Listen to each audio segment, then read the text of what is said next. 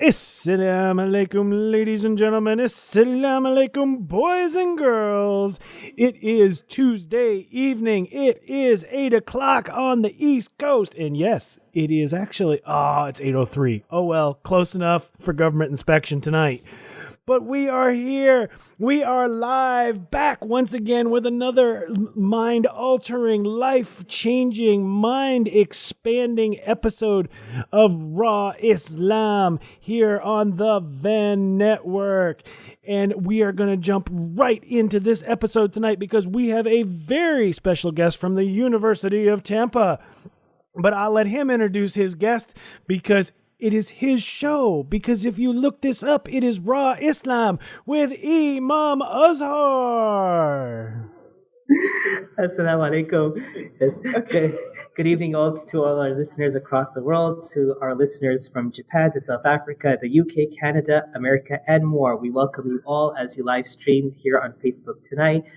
We are here with the Van Network and Carl Dodge and Imam Azhar, but we're coming to you live tonight from the University of Tampa, where I just finished a 4-hour dual session with 2 classes pertaining to Islam and the questions many of the students have regarding Islam when they study it so well with Professor Jennifer Bataglia, who is here, and she is a professor of world religions here in the University of Tampa. So without further ado, Jennifer Bataglia.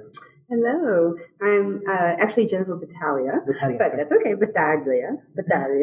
I'm an adjunct professor here at the University of Tampa since 2011. I've been teaching world religions since, and it's beautiful. I love it. And, I would love to start off by asking Jennifer, Carl, that, have you heard of world religions, Carl? Like conceptually, yes. And did you ever think that this would be a subject that would be so vital in our world, especially based on the climate in our world today? Sorry, I was just getting the word out on Twitter that we are live. Yeah, I mean, it is a conversation because I know when I was when I was coming through school, world religions was actually a required course, and you had to take that. And the amount of stuff that you learned that we didn't know and we didn't understand, you could write volumes on it, which they did because there was a textbook for the class. But it was a lot to undertake, and it was a lot to understand, and to have. But there's the similarities. And so in order for us to understand everybody else's similarities so that we can start building together to, make a better universe for all of us to live in, we have to understand each other and our similarities. Correct.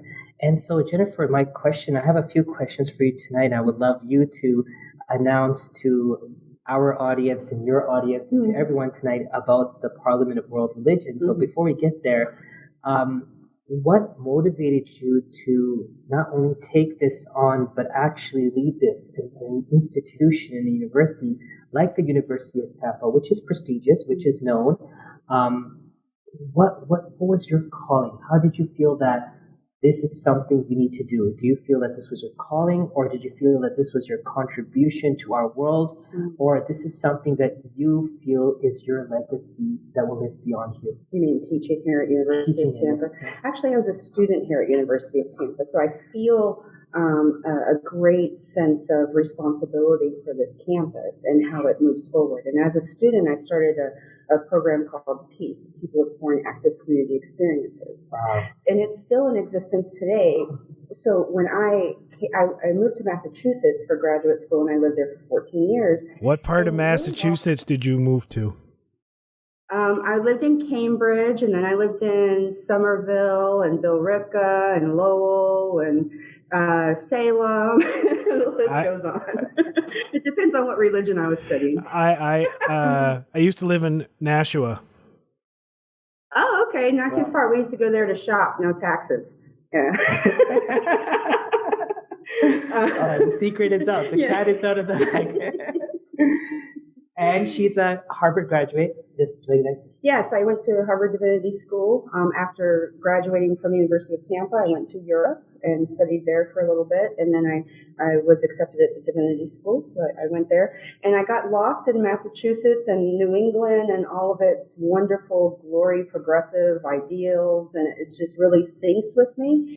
But then there was a real pull for me to come back to Florida. And part of it was my father's getting older, and I had been away from him for 14 years, and it's just that, I just felt that call to come back. What I didn't know was that University of Tampa was hiring a world religions professor, and it's actually the only class that they teach in religion at this university. What I find hopeful, though, is when I was a student here, and I tell my students this all the time, in the early 90s, they offered it every 3 years. So as a major of philosophy and a minor of religion, I had one chance to take world religions in the 4 years I was here. They now have 5 of us, at least, teaching 2 courses apiece. So there's 10 courses per semester offered for this course. And it's not mandatory for every major either. So a lot of students are put in it because it meets other requirements. But some actually, I'm finding more and more are wanting to come, especially into the way I teach the class, because I do focus on the similarities. We talk about the differences, but we all know about them. We hear a lot about the differences. So what we talk about a lot is where the differences lie and how we understand God, truth, ultimate reality. But our common goal is here. And every religion talks about that. So I think that's why students appeal. That's their appeal to the course. And if it's not, it becomes their appeal after, is that their eyes are open. Sure. So basically the driving force, in my understanding in the past, was people were taught this regardless if they liked it or not. Mm-hmm. And when they were being taught, they were not living in such a divisive world as we are right now. And since those divisions are being highlighted with the yellow, orange, pink, and blue highlighter at the same time, it's standing up like a sword to the eye, and people want to know. So I come in every so often, Carl, and to our listeners, to Jennifer's class, and I have an opportunity to answer their questions and queries after Jennifer has taught them quite extensively about the Islamic faith and tradition. And tonight, both classes were full. We had not a single seat available. We actually had a student sitting on the floor in the first class. And that's because people want to know. And it takes me back to what a parent said at the White House to President Trump after the Parkland shooting.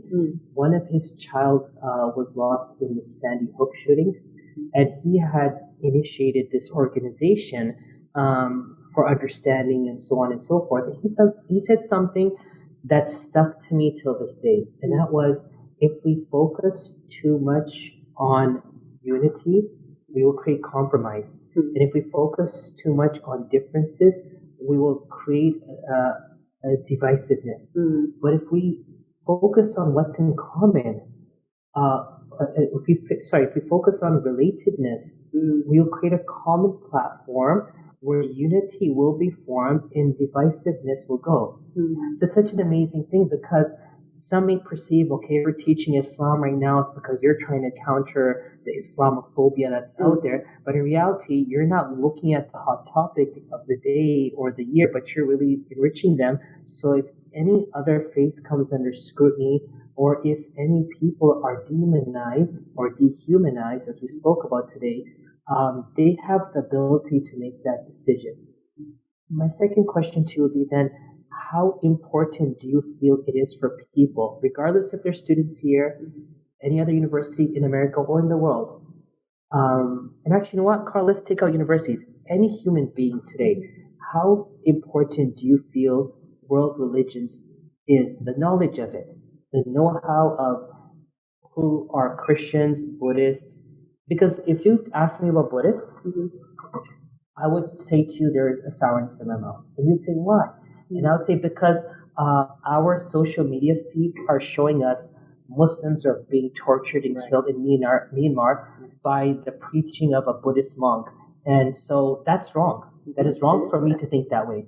But if I don't learn about the essence of Buddhism, one Buddhist monk's ideology supersedes the reality of the faith.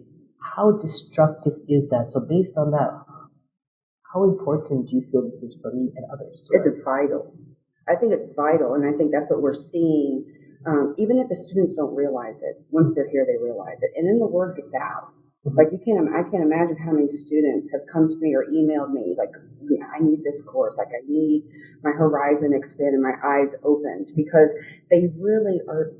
They know they're ignorant, and no one's teaching them, and they're too afraid to ask questions of people that they're supposed to fear, or the other, or they don't know. So what I say to them is, this is our opportunity.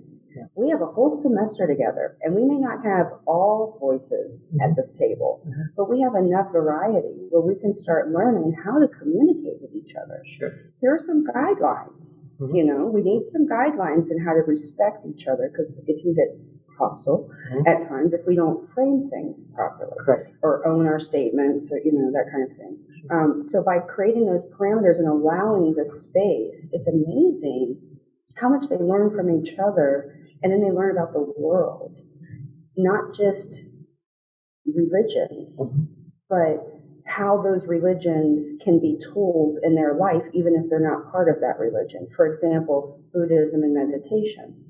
They don't have to be Buddhist to meditate, but they find benefit in meditation when they try it, right? That's amazing. So, and then I relate that to like contemplative prayer and how other religions have also done that. So once they get the grasp of what each religion is saying in its purest form, anything that the outside world starts to tell them about that, like when I mentioned the Buddhists in Myanmar kicking out the Muslims and murdering, first of all, they had no clue. And when they learned about it, they were like, that's nothing of what we learned in Buddhism. So they get the disconnect between the purity of the message within the religions and the human fallibility of inaction or how we implement it. True. Right. And, Carl, I was just teaching this over the weekend in Dallas, and I told the people one of the practices that I am teaching I'm doing a course around the country. I've been working on it for 2 years. It's called How to Be a Living Quran in the 21st Century. How you can actually be that which you preach to others. Right. And one of the core practices or prescriptions for the first chapter of the Quran is to meditate. And the Quran actually asks, do you not meditate on the Quran? It's something that as Muslims we feel is non-existent. And meditation is to clean the air between you and God and to remove all the cluster of matters and issues and problems so that you can shelve them and then you and God have a direct connection. If you don't clean up house, if I don't clean the table and I just serve food, the food as good as it looks, the table around it take away its beauty. So meditation is a really powerful tool that even in the Muslim community, Carl, we don't talk much about. But what Jennifer just said right now is exactly, that's the answer. It's vital. It's vital for us to know about the other. And the fact that we are ignorant about each other tells how far we've gone back. But you know what's worse, Jennifer, is when people feel that they don't need to know. They have an opportunity, like you're India, you're Hindus and Muslims, and you just don't want to know about Hindus, or you just don't want to know about Muslims. It takes me back to exactly what you said. Ultimately, there's going to be chaos. And that's because I never learned who you and you never learned who I was from me. We learned it from our own people. And it was all the he say, she say. And it's going to be very destructive. Carl. And I'm actually going to follow that with a Facebook comment from one of our online watchers. Her name is Ariana, and she says, and it actually feeds right into exactly what you're saying. It says, as a senior in high school, many of my classmates have absolutely no interest in world religion and voice it very strongly. When I try to begin a discussion as someone very interested in religion, I get shut down very quickly because none of my classmates want to discuss or learn. So sad. And I'm glad to hear there are students out there learning and educating themselves. And we're going to follow that up with another comment. Layla Salams, thank you for joining us this evening. She says, Jennifer, you're doing great work. She is very interested in comparative religions, mainly with Christianity and Islam, since she is a revert. And Layla, you and I will get into that debate between revert and convert later. It's a beautiful feeling when I see people of other faith coming together to educate each other based on common grounds. She has discovered that we are not very much different, and our holy books share a unified message. Back to you in the studio. Well, again, Carl, what bothers me is the first comment of Ariana that you're at school. Just let's take it differently. You're at a restaurant, and you don't want to eat. You know how odd that looks? The waitress comes up. What would you like tonight? I don't want to eat. So the question is, then why are you here? No. Well, fine. Let's take it that route. Why are you here? It has changed so dramatically the system of how not only we absorb knowledge, but when we absorb it. Nowadays, even at schools, there's a trend where there's no inclination towards learning. You're coming to school, but you don't want to learn. And when these important things are being taught, it's at the crucial moment of life where they need to make those decisions. So they don't have much buffer zone. If they're learning how to balance their checkbook now when they're away from their homes, why didn't they learn that before? They're learning that there's differences in our world. Why didn't we learn that before? They're learning that the world is bigger than how we see it. And it's a question. It's an example I always give to my students when we talk about the world. It's like a frog in a well.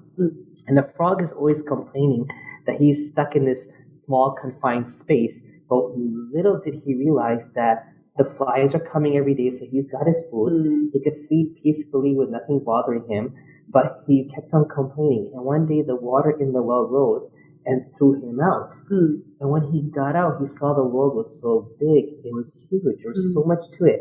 But now his complaint of his confined space left him, but his concerns grew. Where am I going to find food? Where am I going to sleep tonight? Will I continue to eat and survive, or will someone eat me for their survival? So what happens is he thought that everything was fine until he realized there's the next step, which is much greater than himself. And our students are living in the same world that we are. And the challenges that we're facing today are only going to be passed off to them tomorrow. So what could you answer for Ariana before we go to the last point? And I want to thank Jennifer. She's taken her time. She's taught extensively today. She has papers tomorrow. But what would be your thought or your message to Ariana when she says, I'm telling my friends, hey guys, let's learn about it. Like, you know what? Who gives? We don't want to. What would you say? Maybe take it upon yourself, Ariana, and learn on your own. And instead of asking them to engage in something they know nothing about, maybe ask them a question. Hey, did you know this about Islam? Did you know that women wear the hijab to emulate Mary? Do you know how many students don't know that? And when they hear that, they feel a connection to their own religion if they're Christian, So then the connection starts. So I think maybe posing a question. Did you know that Sikhs are the ones who wear turbans in our culture? If you're seeing someone with a turban, most likely it's going to be a Sikh. It's not going to be a Muslim. But why do we think Muslims wear turbans? Because of the images that we saw after 9/11 with turbans and beards, and always over and over we had that same visual. So now Sikhs are seen as Muslims, and it's a totally different religion. So and it's the fifth largest religion in the world. Yes, so when they hear that, they're like, I didn't even know this religion existed, let alone that it was the fifth largest in the world, and it came from India. Another one from India. And from where? A corner of India. It's like Amritsar and Punjab is like a corner of India, but the fifth largest religion in the world. You're right. So again, I think Ariana, that's amazing what Jennifer said, is just spark a conversation, dialogue with this stuff. But you know what, Carl, I think tonight what Jennifer said, what Ariana expressed her concerns, just goes to show there's a lot of work to do. And this work has to be done on a personal level, a community level, and then a global level. And for the global level, Carl, I think that's also important because if we can hit key leaders and faith representatives that stand and preach to 5, 10, 15, 20,000 people a week or more, I think this is the only way that we're going to come together. And so, did you know, Carl, there are opportunities in our world where that could happen? Yes, I do, because in my capacity in my day job, I am actually in contact with the Interaction Council. And they are it's a council of nonprofit organizations, most of which are faith-based, and we come together regularly. I know we were actually having a podcast conversation, and it was really weird to be sitting down with, this nonprofit that had a podcast and that nonprofit that had a podcast and this nonprofit that had a podcast. And in the back of my brain the whole time, I'm thinking, in a couple of months, the next awards are open and it's you and me, man. We're going to go. Well, I was just telling Jennifer that, we were officially nominated in 2017. Congratulations. Well, thank you. And again, it wasn't our goal. We didn't set out to do that, but our goal was to get a message across. So, Carl, there's another platform. And, I'm so grateful to Jennifer for allowing me to be a guest speaker at the university, as I'm also a volunteer spiritual advisor here at the university. But there's something really big, and I want Jennifer to talk about it and tell our audience about it. So actually, Imam and I and 3-4 other people have just sent in a proposal for the Parliament of World Religions. It's the 7th one that's happened since 1893. The last one was in Utah 3 years ago. So what we're seeing is that the parliaments are happening more often because we need leaders and lay people from all religions or secular ideologies to come together and realize this is what we all have in common. Let's acknowledge, they came up with a global ethic in 1993 at the Parliament of World Religions. I can link it if you want. But in it, it's all the religions coming and saying, this is what we see is wrong with the world. We all agree with it. We don't need new ideas. We have ancient guidelines. Sort of what you were saying to my students. We need to make the religions flowers amongst all the weeds again. So what can we do in each of our pods to come together? We acknowledge that there's all this agony and devastation and atrocities, even happening in the name of our ideologies. But we're humans. What are we going to do collectively?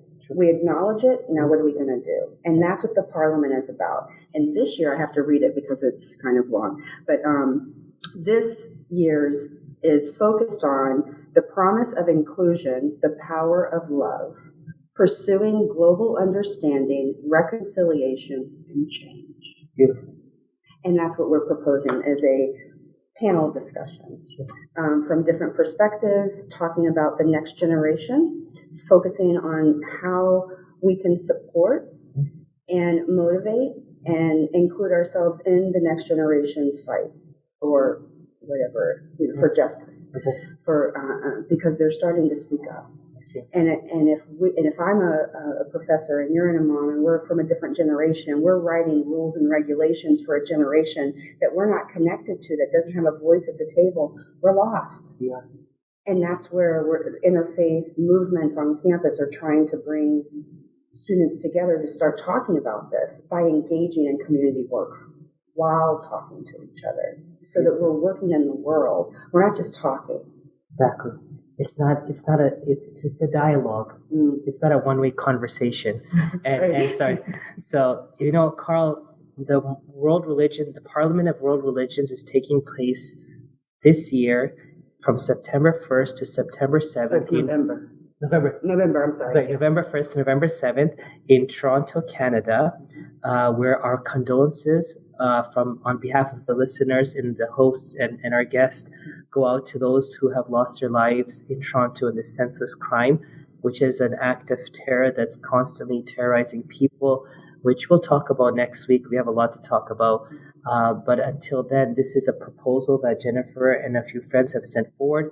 We ask you all for your prayers that the proposal is accepted so that we can present our vision, our views, our goals to bring a line that could merge seamlessly this current generation and the next generation, and that we could bring forth the results that faith preaches and teaches from our lives to their lives. And again, the frustration is, Carl, this last thing I'll say is, we've been talking too much about our faiths, but we haven't been demonstrating the results that are required through the action of faith. So it's about time that we bring forth the practical aspect, because it's a sad state of affairs where people of all faiths, of all the next generation from all different faiths feel that there's a disconnect, and that we have now acknowledged the need to reconnect with them. And I will follow up with some more Facebook comments that we have. Ariana has said that she will be taking comparative religion when she attends college this fall. And Wonderful. Layla challenged me to a Twitter war after the show based on convert versus revert, but unfortunately that's going to have to wait because it's dinner time after this for me. So yeah. No, but we want to thank Jennifer before we end the show for taking our time so graciously. And Jennifer, I hardly say this to you, but you are a great inspiration for me of what you're doing here. And it's amazing that how many lives you're touching because of something that you believe in that includes everyone. And just for them to just know that, I feel that I'm not a person who's out there to say, okay, you have to convert. But if you could just know who I am and who someone else is, that's really the game changer. Because your life is your life, my life is my life, and we have our goals to accomplish goodness on this earth and serve, in our capacity.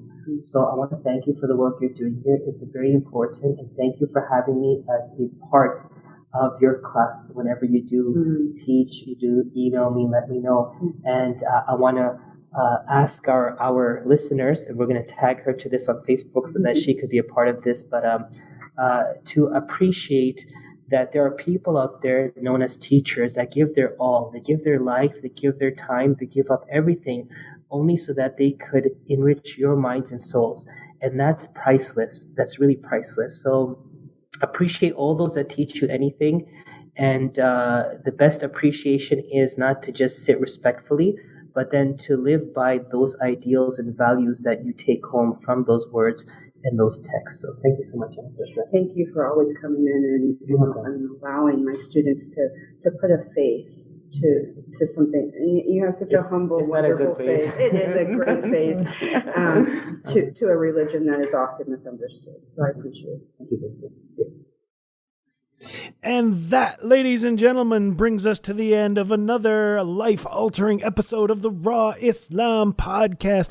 I would like to thank everybody that joined us this evening on Facebook, everybody that will be downloading this in the future, everybody that will be watching this on YouTube. And yes, if you have not subscribed to our YouTube channel, head over to YouTube, look for the Venn Network. You know, it looks this side over here. It looks like that. Yeah, I can't figure that out.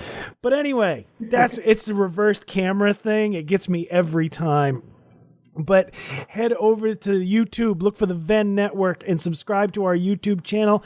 These are on there on replay, and they're a little edited and cleaned up, and the audio is all pertified and everything else. Make sure you head over to the VennNetwork.org so you can get your own Venn Network t-shirt. You can help support the host. You can help support the network, and you can also subscribe to us, join us on Patreon to help support the network and support the hosts and the other great shows that we have on the network. I want to thank everybody for joining us this evening. Everybody, I already went over this. Download in the future, blah, blah, blah, blah, blah. And until next time, ladies and gentlemen, from Raw the Islam, with the Imam with the prettiest face in podcasting, we will say, Assalamu alaikum. Assalamu alaikum. Peace be on you.